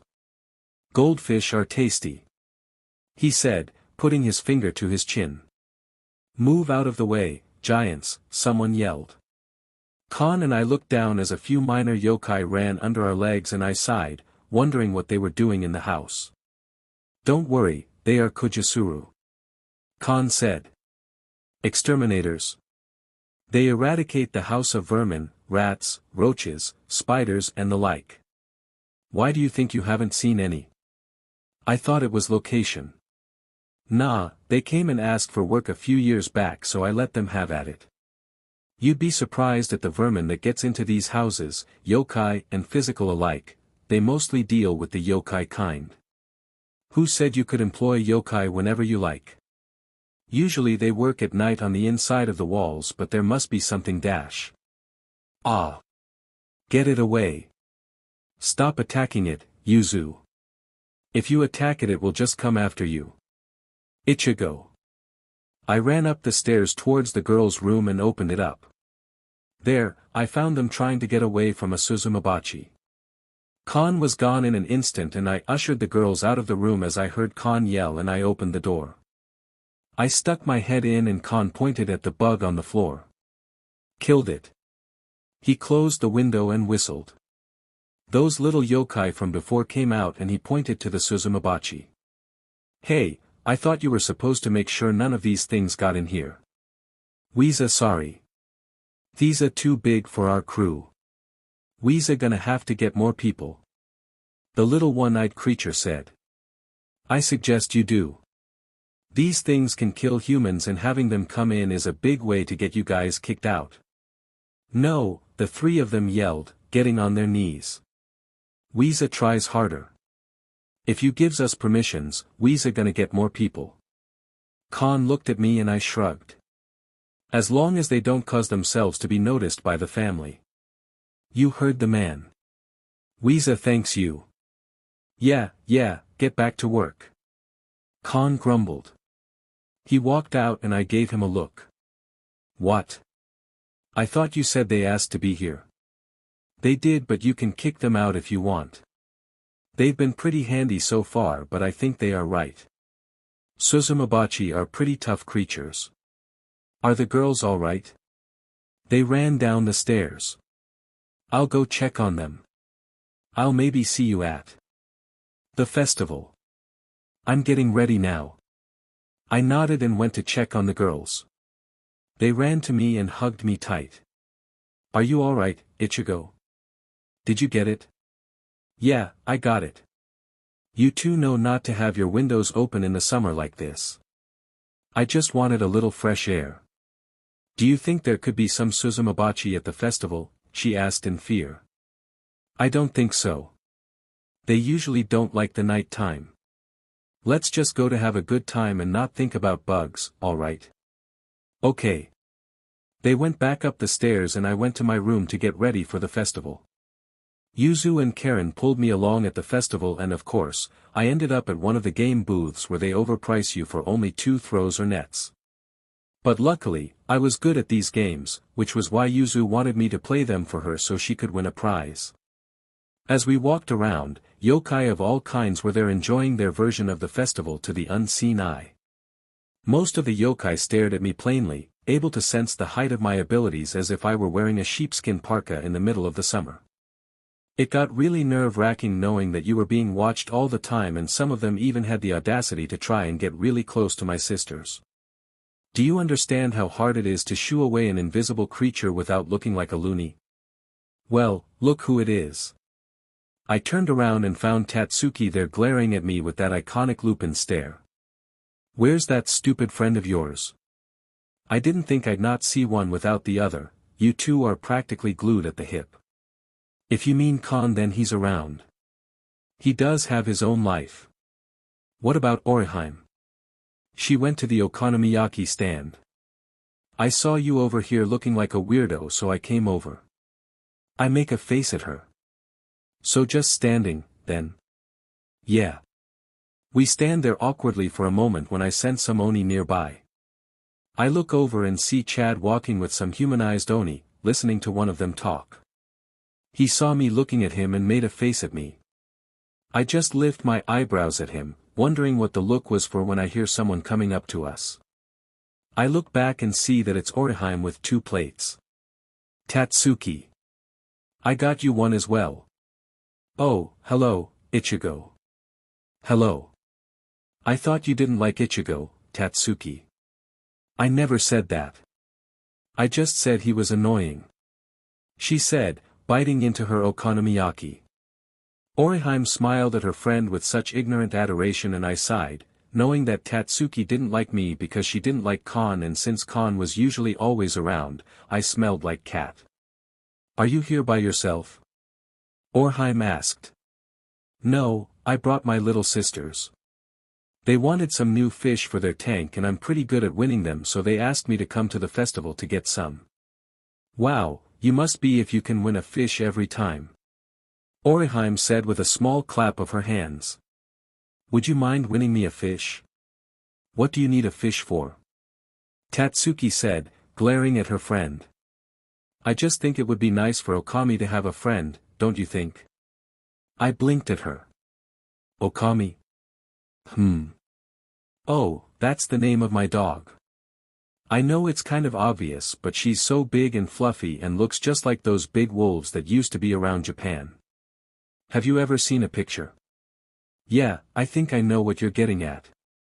I said with a small smile since it was actually Tatsuki that I had seen. You'll have to see her sometime.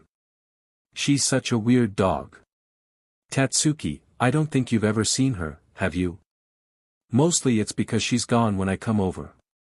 Orihime laughed. That's right. I think Okami might be afraid of Tatsuki because every time I tell her that she's coming, she runs to the door to be let out and doesn't come back until way after Tatsuki leaves. Isn't that wild? I look at Tatsuki who is fidgeting. Yeah. How odd. Ichi and I turned as Yuzu and Karen walked up. Can you get Yuzu's fish now? I'm tired of this place and the dango here is gross. I've got to go, but it was nice seeing you here. Maybe one day I'll meet Okami. Right. See ya. Orihime waved. Hopefully not too soon. Tatsuki waved with a big fake smile. I made a face at her as Orihime elbowed her in the side. I looked at the row of festival games and sighed, really not wanting to spend all my money on getting some stupid fish. We walked down the aisle for a bit trying to find a booth with a good price on it. May I interest you in a game? A man said at one of the very last booths at the end of the row. I was looking at the other booth in front of him and turned, finding the guy that I delivered food to the other day. The only reason why I recognized him was because he had that weird hat on again and the fact that there were a bunch of yokai beside him playing mahjong. DMN it, and Oni growled, reaching into his tattered pants. I only have 500 yen left. Striped hat, one more round, he snarled as he slammed the 300 yen onto his booth making it shake. Of course, but if you lose this game, I must ask you to please vacate the area. The man said with a smile as he grabbed the yen off the table. He turned back to me. You look like you're looking for a game to play. Yeah. I need to win some goldfish for my sister. I see. Well, I have a game of goldfish to play. I made a face at him as he stood up from the booth and motioned for me to come closer. I did and saw that behind him there really was a game of goldfish there. He held out a small bucket with ping pong ball in it. One game has 6 bounces, only 100 yen. What kind of game is this? Simple, instead of scooping for the goldfish, you bounce these ping pong ball and try to get the ball to go into a glass that has a fish inside. The best part is that even if you don't ring a glass, you'll still get a fish in the end. Please, Ni-chan. Yuzu asked, looking up at me. We still get a fish even if we don't win and I won't ask anymore. And they're little koi fish. Karen said, looking into the pool. At least these will last a while. I sighed and pulled out my wallet, giving the man 100 yen. He smiled and handed me the small bucket. The game was actually a lot harder than it seemed and I actually had fun with it since there was an extra challenge. After 6 bounces, the man clapped his hands and reached over into the slew of glasses, pulling out 2 with a red and white one in one and a black and red one in the other. You won too. Congratulations. Yuzu cheered as the man put the 2 fish in 2 bags and handed them to Yuzu. These are koi fish, now, they're much different than regular goldfish. Ask your dad how to take care of them properly. If you do things right, they can grow to almost 3 feet long. Then we can do cool things with them in an outside pond. Karen said, looking at the fish in the bags. Yuzu squealed. I will. Thank you, Ni-san. I saw my friends at one of the other booths. I'm going to go show them what you got. She ran away with Karen behind her and I sighed, shaking my head. Thanks for the challenge, sir. I haven't had to strategize about winning goldfish for a while. I started to walk away. Wait. I turned back. I have something else for you. I walked back and he smiled at me. You can see them, right? The yokai all around. Yeah. You entertain them pretty well. I said, pointing to the mahjong game. They have their uses. You mentioned before that you fell off of a bridge and hit your head and ever since then you've seen the yokai.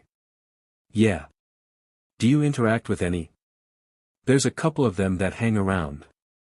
The school and Con. The man lifted a blonde eyebrow at that. Con. He's a kitsuniko or a bakitsune. I guess it depends on what you want to call him. A kitsuniko, huh? That's a name I haven't heard in a while. Wait, so you've heard of one? Officially? I asked, getting closer. They are a combination of a bakaniko species and the kitsunes. They are very, very rare, but they are around. They are extremely dangerous though. You said the one who is with you is named Kon. Yeah. He's pretty much my friend. He's been with me since I was little. It would be wise to be careful around him. Even though he may be your friend and care a good deal about you, the fact is still that he is made up of two of the ficklest creatures on earth and two of the most mischievous in myth. I frowned at him. What's this, the extra prize? Advice? The man laughed and shook his head. Of course not. This is your extra prize. He pulled out a small bag that had a fish in it, but it was a pretty big fish to just be stuck in a baggie like that. He handed it to me as I looked into it. I think I'm leaving this in capable hands. Take good care of her. She's royalty. What do you mean? You'll see. I wouldn't be shocked if some odd things happen after this. The priority here, though, is to protect her with everything you've got. I frowned, wondering what the heck this guy was talking about. It was dark back here, so I really couldn't make out what kind of fish was in the bag. I carried it along and went to find my sisters. When we got home, Yuzu showed Dad the koi fish and they began to make plans about the koi pond that I know I would end up having to clean because of them. Ichi and I got a fish too. Karen said. Oh, it's just something the booth owner let me have. It's nothing special. I'm going to put it in something before it dies of confined spaces. You can't use my fish bowl yet. I have to keep Kasai and Daku in there until we build the koi pond. You have a tank to use. You can't put koi and goldfish in the same tank, Ichigo. Ishin said with a cross of his arms. Even I know that. Okay, I'll just stick it in glass pitcher. You can't do that. That fish is too big. Fill up the bathtub a little and stick it in there. I'm not putting some nasty but fish in my bathtub. I'll just find a bucket or something. You can't do that. I'm tired of arguing about this stupid fish. I didn't even want it anyway, but I don't know what kind of fish it is, and if you can't put koi with goldfish, then since I don't know what this is, I can't put it in there either. I went to the cupboard and grabbed the large glass pitcher. I'll wash this out when I get a new fish bowl tomorrow. I tromped up the stairs to my room. I filled the pitcher up with water and set it on my dresser. I lifted the baggie up to get a better look at my fish. It looked weird and I had been denying it since I got the thing, but it looked a little like a mermaid or something. I shook my head. Even if it were a mermaid, the yokai ones that I've seen in books are nothing like this. This mermaid looked like that movie, not like the ninjyo I've ever seen. I think I was just overwhelmed with the amount of yokai I was around and am in need of some desperate sleep. I mean, on the way home I had to get Yuzu and Karen to hurry it up because I could hear someone behind me. It wasn't the Bekabiko-san, who is super annoying in himself, but I had a feeling it was the Kuchisaki Anna coming to try and ask me about her face. I had other things to do beside answer some crazy but lady about her mutilated face. Rah! Holy shit! I screamed, falling backwards onto the floor, my baggie falling as well. You will not escape, the Tenjo Kadari yelled, dangling from the ceiling. I put my hand over my heart. Alright, you got me this time. The Tenjo Kadari giggled and then gave a haggard smile to me. I knew I could. You said I couldn't, but I did. Yes, you did splendid. Please leave me alone. The Tenjo Kadari slithered back into the crawlspace of the house and I sighed, putting my hand on my chest again when I looked over at the window and gulped. The little beach followed me home. Am I pretty? She asked from the outside of the window. Usually Khan is with me when the Kuchisaki Anna was around and would divert me from where she was so that I wouldn't get caught up in her game. I didn't make it this time. I'm going to die. Am I pretty? She asked again, staring at me. I knew what was under that mask and what she was capable of. I don't play around with urban legends. I was just about to answer her when she was ripped from the window and a wall of flames flew past it. There was a small commotion with the only definite noise being a pot fell from the girl's room and then a wailing noise. The window opened and Khan came in, his tails billowing around him. Sorry I didn't come sooner. Did you answer her? And no. No. You came just in time. That thing is persistent as hell. How did she even get here? I sensed her on the way back and I thought I lost her but I guess not. Between her and the stupid yokai in the crawlspace, I'm about to die of a heart attack. Khan got off the bed and helped me up. I reached down and grabbed my baggie, going to the pitcher. I just wanted to put my stupid fish in the pitcher. I opened the baggie and plopped the fish into the pitcher. The fish didn't move and I frowned. That thing killed my fish. I noticed Khan's ears were flared. You okay? That's not a fish. Huh. I looked back at the pitcher as the fish seemed to wake up and look around. It swam to the surface of the water and seemed to start growing larger. As it rapidly grew, it got too large for the pitcher and it burst, causing them to fall forward onto me. The weight and sudden attack made me fall back and hit my head on the floor. The last thing I saw was the face of a beautiful woman with big blue eyes and deep black hair staring at me in skin as white as snow. Who are you? She asked. I blacked out, so I couldn't answer, but I had the exact same question for her. My mind seemed to wake up, memories and thoughts rushing into my head at 1,000 miles a minute. My sister shrinking me and throwing me into a bag, the fight we had, a clownfish coming at me at 20 miles an hour. A clownfish? I shook my head and opened my eyes, finding a pair of brown eyes staring at me in bewilderment and bright orange hair glaring at me like a clownfish. He was oddly handsome and I had no idea who he was, but where was I and who was he? Who are you? I asked. His eyes rolled in the back of his head and his head lolled to the side. I made a face at him. I've never seen anyone greet someone like that before. I suddenly heard a hiss and looked over, finding a strange creature with a lot of fuzzy tails glaring at me angrily. Get off of him right now. He snarled. I moved a little and fell flat on my face. I wasn't at water. Where the hell was I? Where am I? Tell me where I am this instant. I demanded of the fuzzy creature. What do you mean, where are you? You're on land. Land? Yeah. That thing that sits on the ocean. I gasped and tried to get away, but my fin wasn't working and I was very lightheaded and dizzy. I also felt like I wasn't getting enough air. I felt something touch my shoulder and looked, finding the fuzzy animal holding some strange object out to me. Here, you'll need this. What is it? Water, what else? I looked at the odd clear object that had sloshing water in it and then looked at him. I can't swim in. That, you imbecile. The fuzzy monster sighed and screwed something off the top. He handed it to me again. It's a bottle of water. Drink it. Are you merfolk that ret dead? I made a face at him but drank the water, finding that it made my head feel a lot better and less lightheaded, although it tasted funny. This water tastes strange. That's because it's purified, what the hell? That's not the point. You knocked out my human, he growled, pointing at the floor. I looked back and saw the carrot-haired, human. Human. I felt my eyes go wide and I backed up again, hitting my head hard against a strange piece of furniture. I looked behind me and realized it was a dresser of sorts. Who human? I'm here with a human. How? How did I dash? Beats me, flappy fins.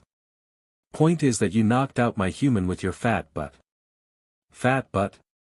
I turned fully to the creature. I'll have you know that my upper fin circumference is well in range. The creature's eyes suddenly seemed to bulge out and I realized he was looking at my chest. I looked down but I was covered with my chest plates so I didn't know what he was staring at. Do you mind looking at me when I speak? I asked. He shook his head and looked at me for a good moment. I have no idea what to do with you. He walked over to the human and picked him up without having any problems. He set him in the bed and covered him up, touching his forehead a little. You'd better hope he wakes up. He growled. In the meantime, what am I supposed to do with you? He grumbled. Put me back where I came from, of course. We don't live near the ocean, mermaid-san. My name is Rukia. Fine, Rukia-san. Anyway, we don't live near the ocean, where you are from. Then how did I get here? Ichigo won you at a festival game and you were in a plastic baggy. He dumped you in water and then you grew and then you fell on him.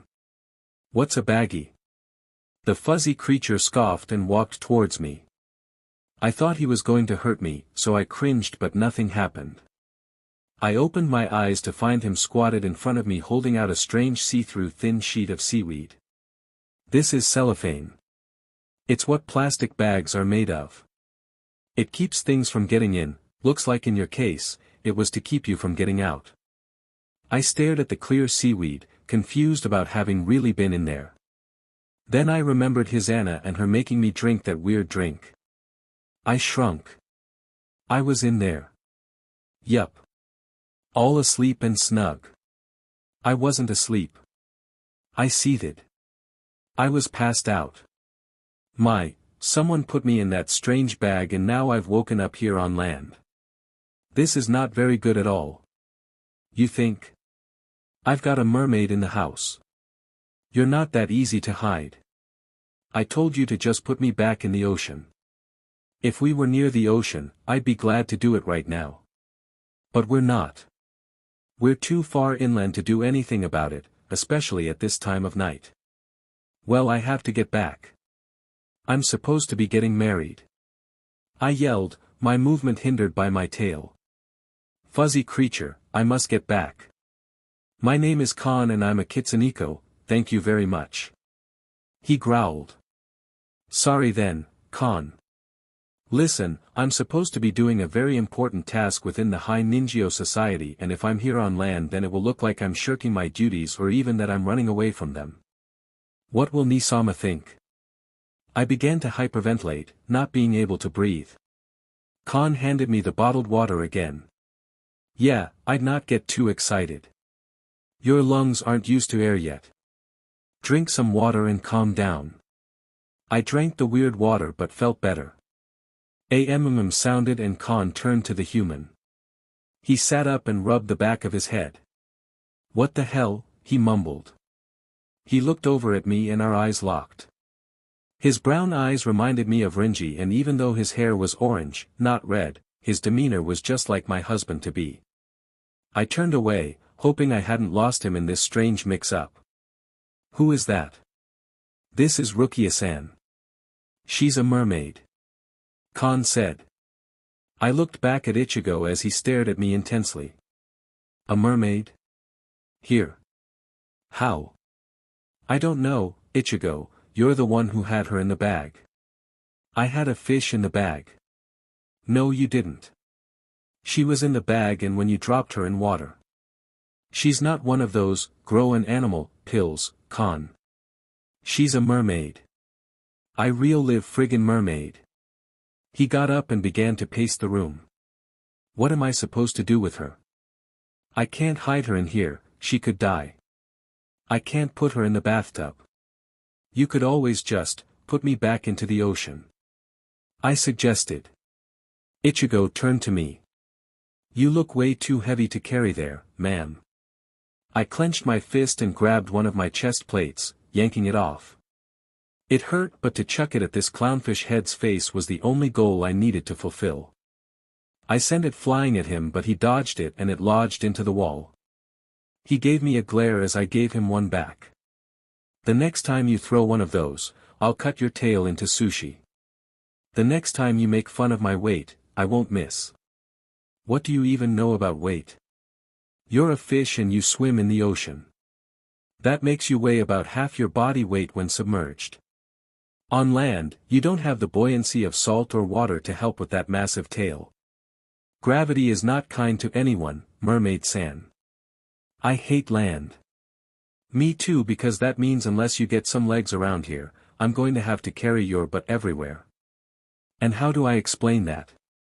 Can people even see you? Con. What? He asked, looking at us casually from the bed. Will people be able to see her? I mean, she's not like the rest. Debatable. I wouldn't take my chances with her though. Great. That's just great, now I have to figure out what to do with you. Throw me back in the ocean. I can't. Ichigo. What are you yelling at up there? A voice from the netherworld said. I'm yelling at the TV. Ichigo answered. After a small silence, Ichigo ran his fingers through his hair and sat on the bed next to Kon. Look, mermaid-san dash. Rukia. Rukia. Rukia-san, I can't take you back to the ocean right now. Especially not this second because it's dark outside, but the fact of the matter is that you don't have any legs. I'd have to carry you all the way there to drop you in, and even though you hate me saying it, gravity is not going to be kind about that tail. On land, it's dead weight and I'm not sure if people can see you or not, so if they really can, and they see me carrying a mermaid through Karakura town, you'd never get home. Then what do you suggest we do, Orangey Head? Hey, that guy you got her from, what about asking him some questions about her? He may know something. Kon said, his ears perking up. Maybe. I'll have to stop by his house. I guess it's the best lead we have. In the meantime, what do I do with her? They both looked at me with loss in their eyes and I sighed, feeling lightheaded again. I drank the icky water to try and feel a little freshened, but I could tell that my body was being sapped of all my energy. Maybe it's because I'm not used to drying out. I've heard of it before. It's a horrible experience. I mean, we could put her in the bathtub, but would that even be enough water? It would at least keep her from drying out. Yes, but you share the bathroom with your sisters. I hope to try and get some better answers so maybe we don't have to use the tub. Well, in the meantime. My head felt woozy and I put my hand to it, but the unconsciousness was already starting and I felt myself falling into blackness. Great. Just great. Now I've got a mermaid in the house and I have no idea what to do with her. Not only that, she's bossy and mean too. She just ripped that thingy off her chest and chucked it at me. Wait, was that thing part of her body? Did she actually rip off a piece of her body just to throw it at me? Kon, what am I supposed to do with her? You keep asking me that, but I don't know what you want me to say. I don't come in contact with many water yokai. I try to avoid it, to be honest. Why?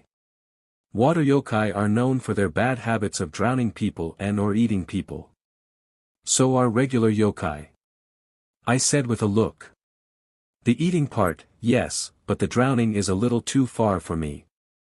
I rolled my eyes at him as I stared at the mermaid laying on my floor, passed out. The issue was difficult all around. She was a type of yokai, so technically she wouldn't be seen by humans, but was that exactly true?